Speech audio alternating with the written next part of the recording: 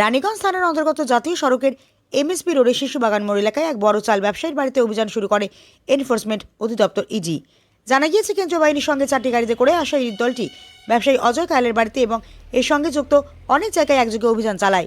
সূত্রের খবর, অজয় কায়েলের চালের ব্যবসা শুধু পশ্চিমবঙ্গ বা ভারতের মধ্যেই সীমাবদ্ধ নয়, বিদেশের অনেক দেশে ছড়িয়ে পড়েছে। নাগাল্যান্ড সহ অন্যান্য রাজ্যের ব্যবসায়ীদের সঙ্গে তাদের ব্যবসায়িক যোগাযোগ রয়েছে বলে জানা গিয়েছে। এমন পরিস্থিতিতে কোনো আর্থিক লেনদেনের জন্যই অভিযান চালানো হচ্ছে বলে আশঙ্কা করা হচ্ছে। তবে এই পদক্ষেপের পেছনে সঠিক কারণ এখনো পরিষ্কার নয়। বলা হচ্ছে যে এই ব্যবসায়ীর পাশ থেকে 6টি খাদ্য সরবরাহ সংস্থা রয়েছে, যা পরিবারের অনেক সদস্য দ্বারা পরিচালিত হয়। অজয় কায়েল দীর্ঘদিন ধরে রানীগঞ্জে চালের ব্যবসা করছেন। ভোর 5টা থেকে শুরু হওয়া এই অভিযান এখনো চলছে, যেখানে ইডি দল এবং সেন্ট্রাল ইন্ডাস্ট্রিয়াল সিকিউরিটি ফোর্স বিভিন্ন জায়গায় তদন্ত চালাচ্ছে। বর্তমানে পুরো এলাকায় আলোড়নের পরিবেশ বিরাজ করছে এবং লোকজন এই মামলা সম্পর্কিত আরও তথ্যের অপেক্ষায় রয়েছে। কাজল মিত্রের রিপোর্ট।